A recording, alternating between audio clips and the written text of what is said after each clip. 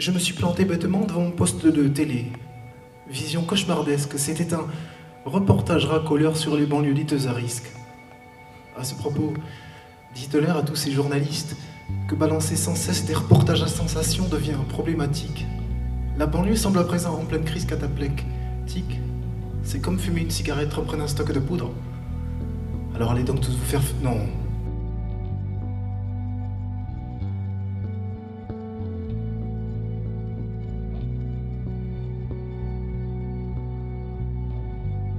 Qu'est-ce qu'on dit donc autour des rapports entre les médias et les quartiers dits populaires ?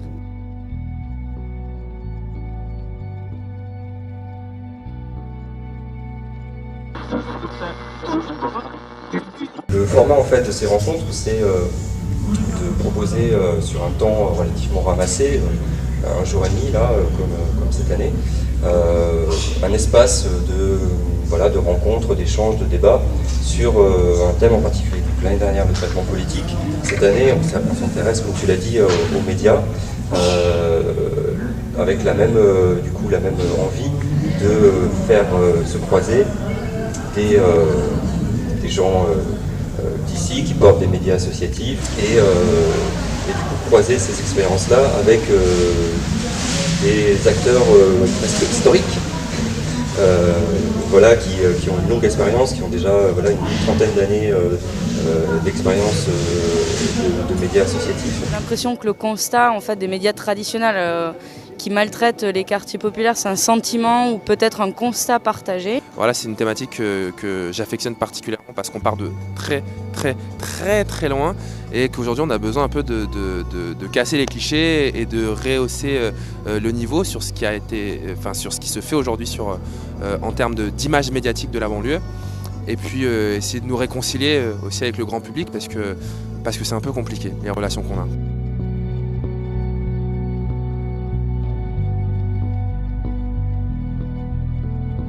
En fait, moi, je suis venu partager mon expérience que j'ai menée pendant 18 ans dans ce quartier de Rouen où on a essayé de construire quelque chose qui va à l'encontre de cette sphère médiatique classique, puisque une radio associative, déjà, c'est une radio, une association, c'est dans le système privé, mais pas à but lucratif, donc c'est autre chose. Ouais. C'est un média qui fonctionne autrement, qui donne une place à la société civile en donnant la place à des bénévoles.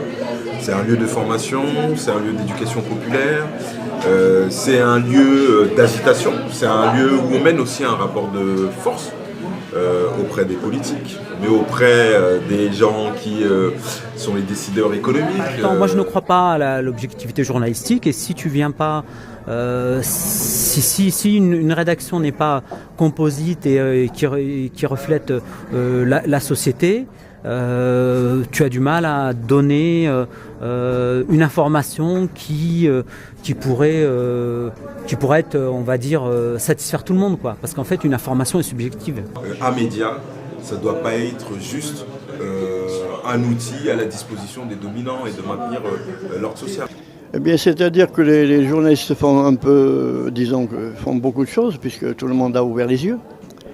Ce qui s'est passé depuis très longtemps, c'est le laisser-aller, de la politique de la droite, qui vraiment n'a rien fait, je veux dire, ils ont laissé tout se dégrader. Et maintenant, je crois que le monde a évolué grâce à la télévision, voilà.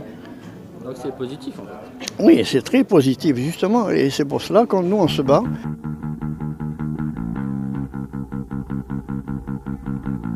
Sincère. Non mais tout ça, les débats, tout ce qui est débat, moi, à mon sens sincère, déjà c'est parce que ça a un côté un peu fédérateur de rassembler des gens qui viennent d'autres horizons, de la région parisienne ou d'autres régions, je sais pas, un petit peu. C'est un peu de faire du réseau aussi, c'est intéressant, voir un petit peu, c'est toujours bien de se confronter aux opinions des autres, à ce que font les autres, ça peut aussi nous donner des idées pour avancer, ça peut aussi nous repositionner dans nos objectifs premiers aussi, d'essayer d'être confronté à d'autres projets, surtout dans les quartiers populaires. C'est pour rencontrer les autres acteurs qui travaillent, c'est toujours utile de rencontrer le public qu'on fait intervenir régulièrement dans nos colonnes, sur nos sites, etc. C'est utile aussi de venir manger un peu de cassoulet de temps à autre. surtout quand il fait beau. Mais je pense pas que vous garderez ça. Mais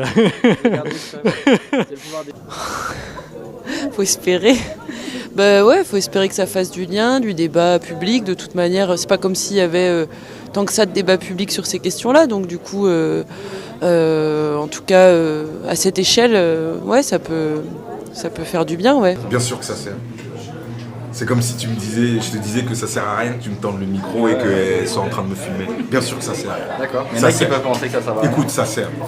Ça sert. Parce qu'à partir du moment où on respire, qu'on sort du ventre de sa maman, eh ben, il faut se battre. Et la vie, c'est un combat. Voilà. Et que se retrouver à une tribune comme ça pour dire des choses, après, c'est pas parce que je le dis et que je suis convaincu en le disant que je tiens la vérité. Voilà. On lance des bouteilles à la mer et après, voilà, ça fait réagir les gens. Peut-être qu'il y a des gens qui vont dire que c'est lourdingue ce que je dis, que je suis un bouffon ou tout ce qu'on veut. Mais peut-être qu'il y a des gens, ça va leur donner un déclic et qui vont, voilà, ça va leur donner du grain à moudre et voilà. Ok. Voilà. Ben, merci. Merci à toi.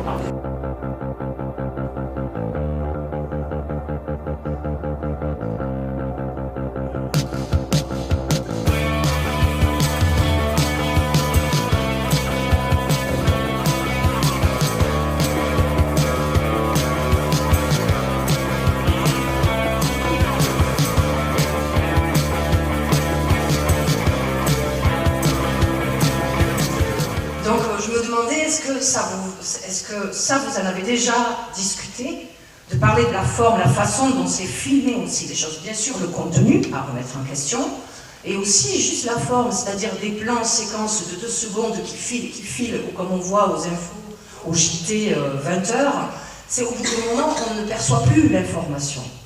Donc c'est toutes ces réflexions, je me dis que c'est peut-être aussi maintenant vraiment le moment de créer peut-être, c'est pas pour être un télo, mais vraiment une réelle réflexion au sein des médias libres qui veulent s'opposer justement aux masses médias conventionnels et propagandistes, et qui veulent vraiment, ces médias libres, qui veulent vraiment la véracité de l'histoire, la véracité des choses. Vraiment, je pense que leur arme, c'est aussi de réfléchir à la forme. Et la forme, pour moi, est politique. On s'aperçoit qu'il y a quand même depuis là cette année des financements notamment autour des médias participatifs qui ont dégringolé ou qui sont même inexistants. Et moi il me semble qu'il faut trouver des alternatives, il faut qu'on réfléchisse ensemble à comment, si l'État, si les collectivités se désengagent sur des médias participatifs, comment nous on peut essayer de trouver des solutions à ça. Il n'y a que la force du nombre qu'on est pour nous, vu qu'on n'a pas d'argent. Donc voilà, il faut qu'on puisse compter sur les expériences des uns et des autres, et qu'on puisse compter sur les idées, la créativité des uns et des autres, et qu'on puisse remarquer en quoi ce qu'on vit, c'est finalement assez proche, quels que soient les quartiers où on est, qu'on soit à Ampalo, qu'on soit à Vaux-en-Velin, qu'on soit à Franc-Moisin, à Saint-Denis, qu'on soit à Hérouville-Saint-Clair, près de Caen, etc. etc.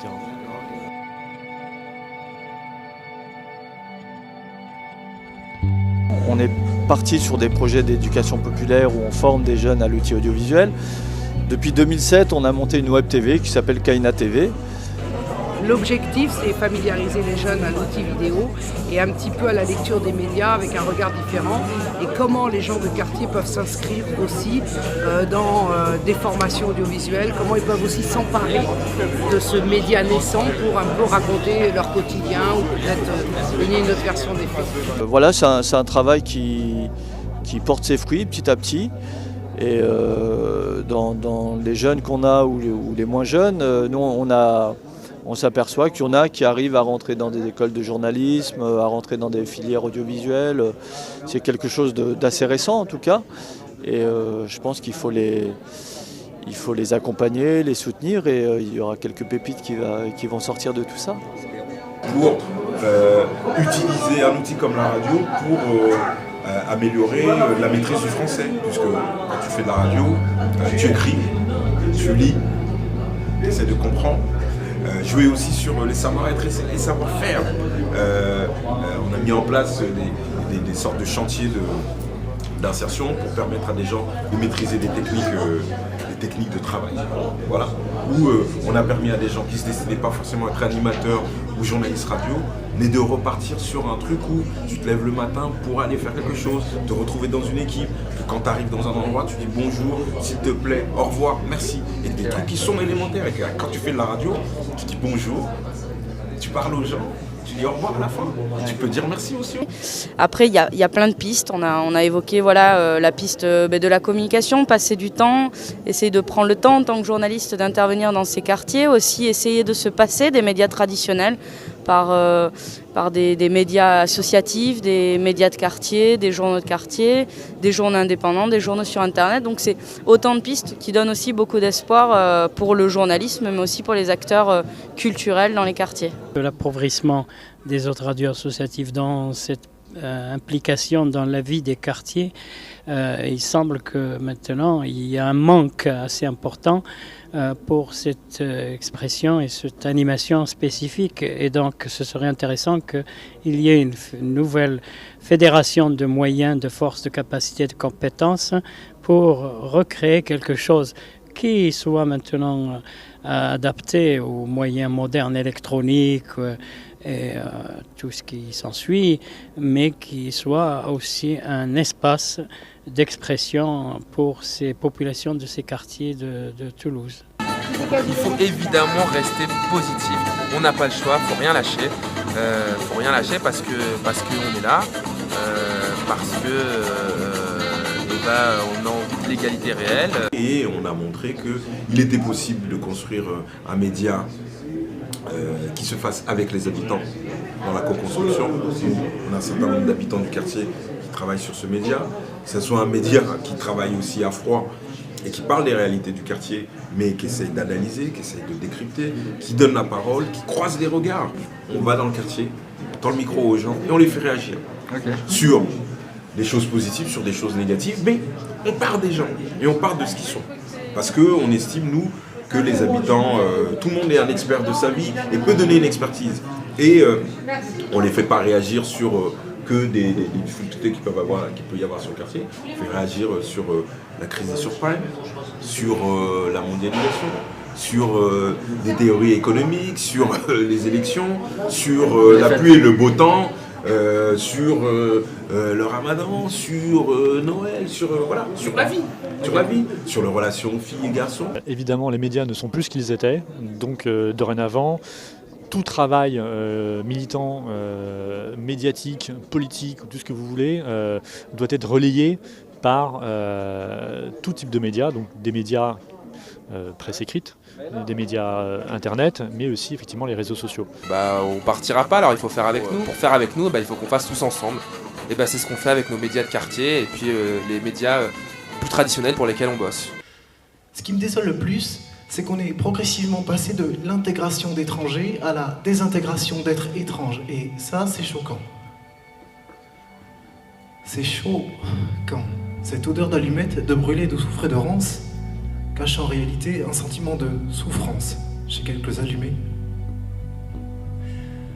Faut dire aussi qu'arabacher sans cesse que le seul véritable art pour un gars comme Rachid soit le vol à l'arraché, ça n'arrange rien.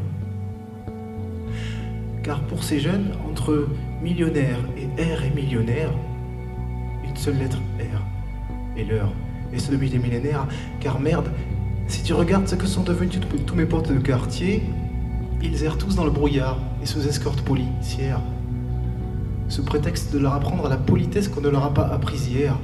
Alors, dites-leur bien à tous ces journalistes que balancer sans cesse des reportages à sensation devient problématique, que la banlieue semble à présent en pleine crise cataplectique, que c'est comme fumer une cigarette reprenant un stock de poudre. Alors allez donc tous, non.